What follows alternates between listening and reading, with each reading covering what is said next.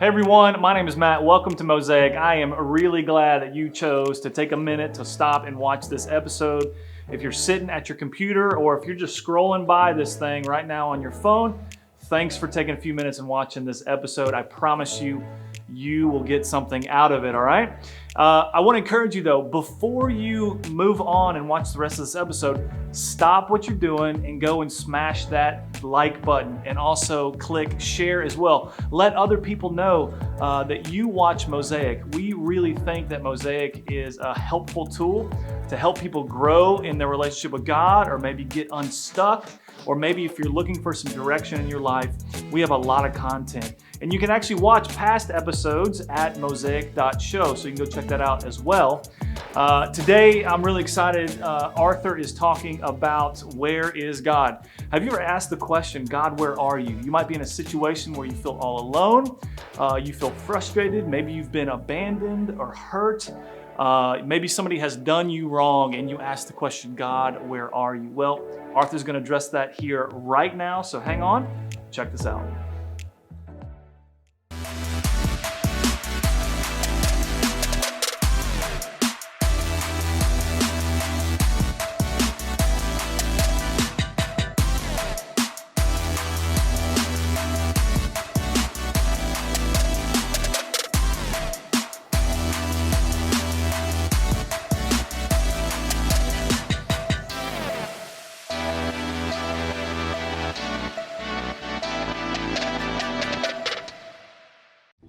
You know, we used to get on these long cylindrical tubes, and they had these parallel and perpendicular appendages attached to them, and then another perpendicular appendage in the back, and we called these things airplanes. And we used to travel all around the world on them, and then things happened, and then we were restricted from being on these things called airplanes, and things got kind of weird and kind of unusual and kind of different. But you know, one of the things that would happen when you would get on an airplane, I always thought was kind of interesting, is they would explain for about 5 minutes, this is how to put on a seatbelt. In case you haven't been in a car since 1957, let me show you, this thing is called a seatbelt, and you insert this into this, and you put these two things together. And in the event you need to get up, you'll get in a lot of trouble. But if you do get up, here's how to release the seatbelt so that you can get up and kind of move around. You go like, well, that's kind of a weird kind of thing, and why do we really need all that kind of information, right? And it kind of just goes, man, that's weird and strange and different. And you know, every now and then, because you know my kids are bigger now, but somebody who's got a small kid, I'll be at their house, and you know, and I'll see a bag of diapers sitting there on the counter, and it says the same thing now that it said when my kids were little. It says right there on the side of the bag, it says holds up to 27 pounds. And I always think, I really don't want a 27-pound diaper. I'm really not interested in that. That's not something that makes me go, oh wow, I hope you do that. Because if I have a kid come up to me with a 27-pound diaper, I'm going, you should go find your parents.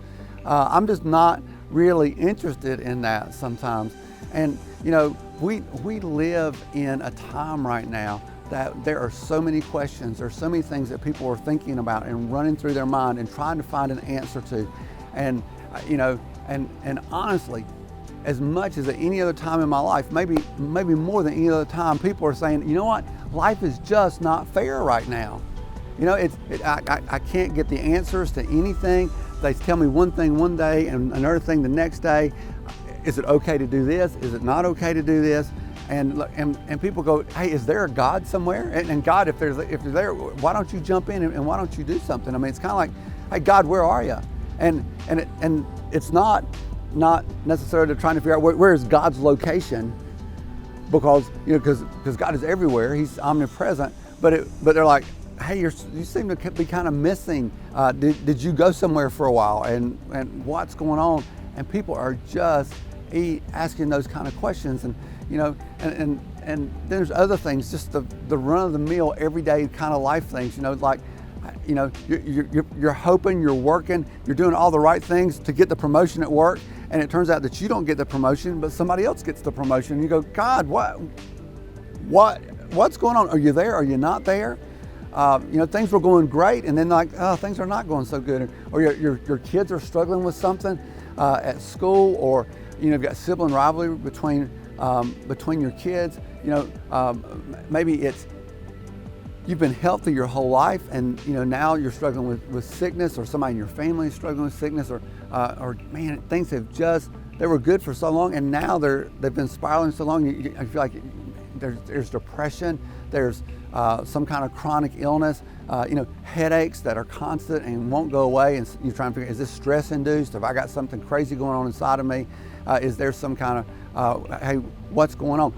God, why does that person over there, that seems that person gets blessed all the time and things always go great for them, and they live their life however they want to. I'm trying to live my life for you, and my life just seems to be going the wrong direction. I think there's a lot of people who are asking that question, what's God doing, and what's God up to? And so that's what we want to talk about for just a couple minutes today. And I want to read a passage of scripture to you real quickly, and it's from a little tiny book in the Old Testament called Habakkuk. It's just 3 chapters. And so we're going to look at something from the first chapter for just a minute today. And here's the thing I think is really interesting. In the Bible, everybody's name is very significant. And so Habakkuk's name has a meaning, and that meaning it means to wrestle. Or if you're from the South, you say wrestle. But wrestle, meaning that, hey, I'm going to wrestle with things during my life. And Habakkuk is the only prophet in the Old Testament that when God tells him something and says, deliver a message to the people, he says, hey, I don't want to do that. That's bad news. I don't think I want to do it. How about you change it? How about you make it better for us? And so let me read you this. This is from Habakkuk chapter 1, and it's verses 2 and 4. How long, Lord, must I call for help, but you do not listen, or cry out to you violence, but you do not save? Why do you make me look at injustice? Why do you tolerate wrongdoing? Destruction and violence are before me. There is strife and conflict. It abounds. Therefore the law is paralyzed, and justice never prevails. The wicked hem in the righteous, so that justice is perverted.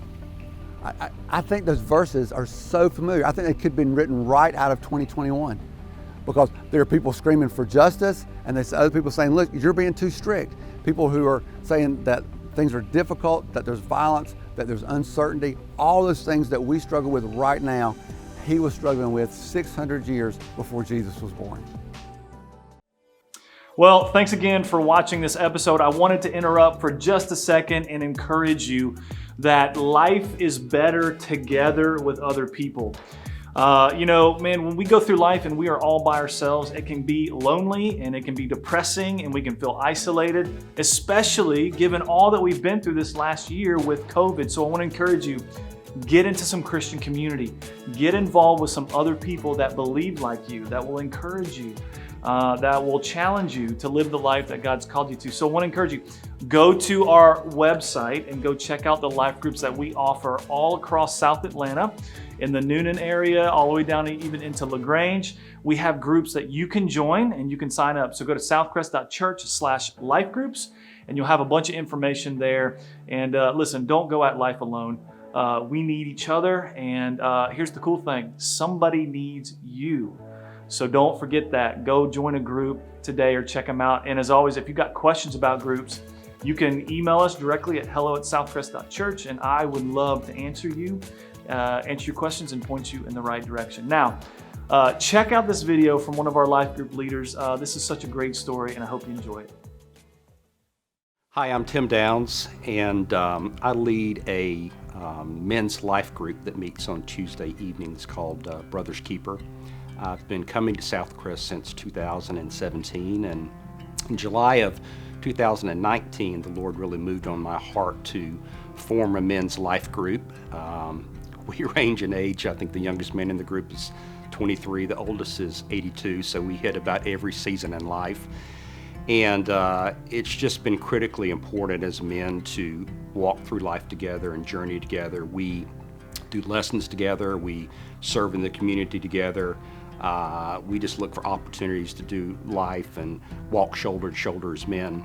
One of the greatest things that I've seen in the group, or the outcome of the group, is the opportunity that God's allowed us to pour into the lives of others. And I think specifically of our server last year, who we invited to write down a prayer request, and if we could pray for her. And she gave that prayer request back to me, and I was floored when I saw that her mom and her younger brother had been involved in a really horrific automobile accident.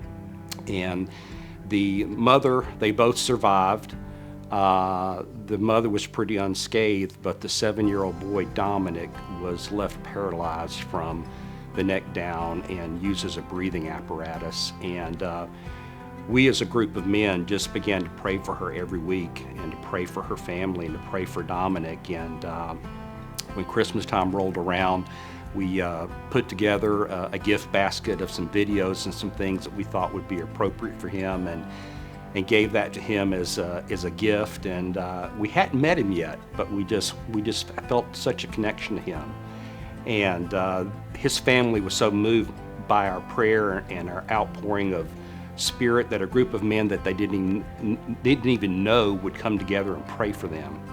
And we were, shortly after Christmas, we were meeting one night and we were fellowshipping in the restaurant, and Nisa, our server, came over and she says, "I have a surprise for you." And we're like, "What?" And we looked around, and about that time I looked at the door, and here came her father, her mother, and another member of the family, and Dominic in his wheelchair. And I can tell you it was very, very moving. This is a picture of Dominic that he made for us and gave to our group as a Christmas present. One of the really cool things that happened at that moment is I just really felt led to pray for them. And we gathered our men together in a circle, and we laid hands on Dominic and his family, and just prayed a blessing over them and prayed for healing in that family. And it was so moving that when we were done, there was not a dry eye in the restaurant. We did it right in the middle of the restaurant in front of everybody, and it was just a very special moment. So I can just tell you, if you're a man that's not involved in a life group, I would really encourage you to get involved. You don't understand what you're missing out on if you're not. It's an opportunity to really transform your life, grow in your walk with Christ, become a better servant, a better leader, a better husband, a better father. It'll just impact all your relationships. So I really encourage you as a man, please get involved in a life group. It will change your life.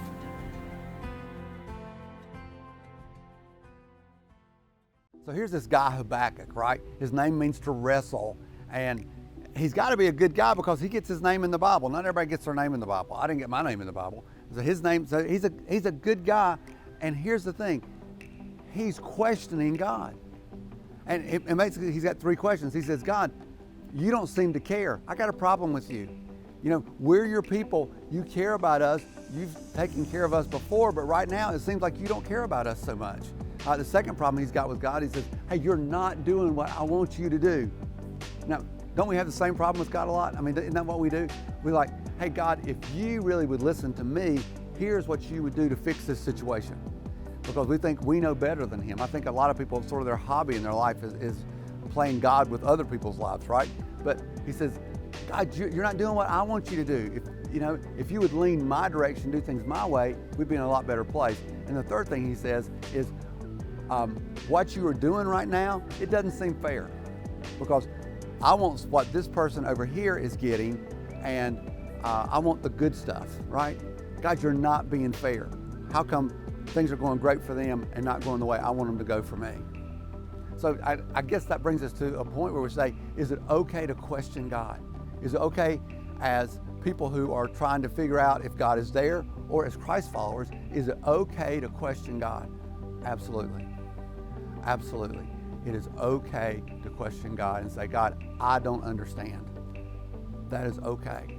And then, what happens with us so many times is we get to this point where we have this crisis of belief. Are we going to follow God, or are we going to follow ourselves? What are we going to do? You get to this point, you get to this crisis of belief. Maybe it's brought about by circumstances, maybe it's brought about by decisions that need to be made, and you have to decide, am I going to trust God, or am I going to trust myself? What am I going to do? And almost everybody, when you get to a point where you're in a crisis of belief and trying to figure out where your relationship is with God, you either retreat and go back to what you know you used to do, And although that was more miserable, you at least know what was there. Or you choose to advance and say, I'm going to keep going and see what God has for me with all this difficulty. So if we'll choose to advance, here's what happens according to James chapter 1. It says, consider it pure joy, my brothers and sisters, whenever you face trials of many kinds, because you know that the testing of your faith produces perseverance. Let perseverance finish its work so that you may be mature and complete, not lacking anything. I hate that verse, just so you know. Let perseverance finish its work. I don't want it to finish. I don't want the God to lead me through something that's difficult. I want every life to be rainbows and unicorns all the time. Most people are that way. And and we think, I don't want to go through something that's difficult, but God's got a purpose in this. God's not gone anywhere. And, yeah, we're going to struggle. It's even to say, God, I'm not sure I believe. There's a man in Mark chapter 9, and he knows he has a personal relationship with Jesus, but he says, Jesus, would you help my unbelief? Because he's like, I'm struggling. And he got to see Jesus and watch him and know him. So it's okay to have questions. We're going to have a crisis of belief.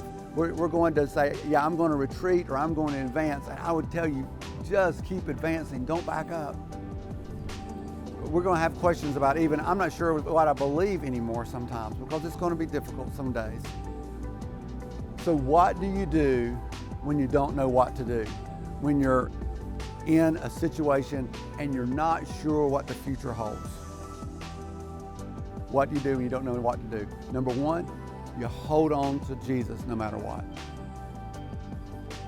He's always got your best interests in heart. He wants the very best for you. He's already proved that he loves you and he cares for you and wants nothing less than God's best for you. So hold on to him no matter what. Number two, trust him even when it doesn't make sense.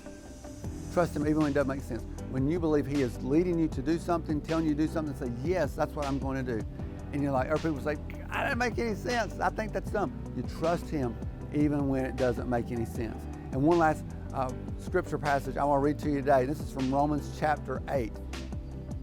It says, and we know that in all things God works for the good of those who love him, who have been called according to his purpose. And it's just like this. It's so simple sometimes, It says that God causes all things, not some things, but all things to work together for good for those who love him. And so no matter what you're going through, no matter how big your questions are, hang on to him. Trust him, because he will see you through it. God is not a liar. God always does what he says he's going to do every single time.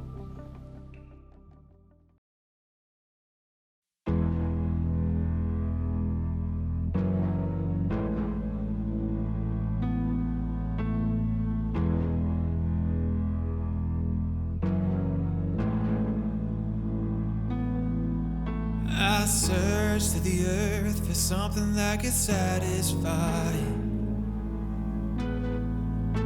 A peace for the hurt I buried deep inside. Knees on the floor, I finally found everything I needed. You lifted my soul and opened up my eyes. And I never knew anything lasts forever till I found you, till I found you. And I never dreamed anything could be better till I found you, till I found you. You rewriting my story, and I'm brand new like a morning. Oh, and I never knew anything lasts forever till I found you, till I found you.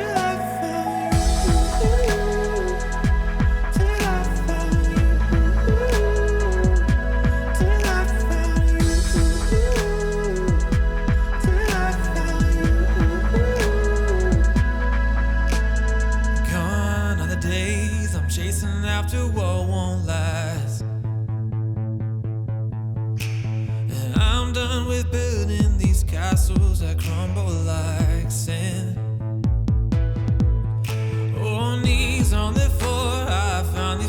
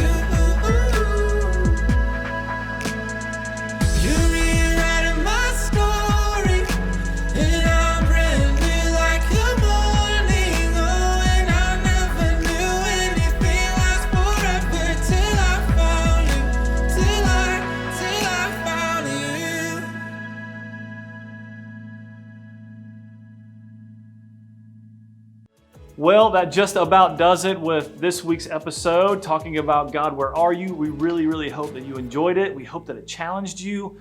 Again, if you know somebody in your life that could use a video like this, go ahead and share it, text it to them, share it on Twitter, share it on Facebook, share it on Instagram, let people know that you're watching Mosaic. We really hope that it is a tool to help people grow. And as always, our pastors at Southcrest Church, we are here for you. We would love to answer any questions that you may have. If you're in the Noonan area and you want to go sit down and have coffee, I'd love that as well. So just shoot us a quick email at hello@southcrest.church. You can even title it Help. I need some answers. And myself or one of our pastors would love to get in contact with you. And as always, man, please check out Mosaic next week. We have another great episode coming out. And again, we are so thankful to the viewers that are watching Mosaic. We hear all the time how it's impacting your life. So thank you for watching it. And we hope to see you next week. Have a great week. We'll talk to you soon.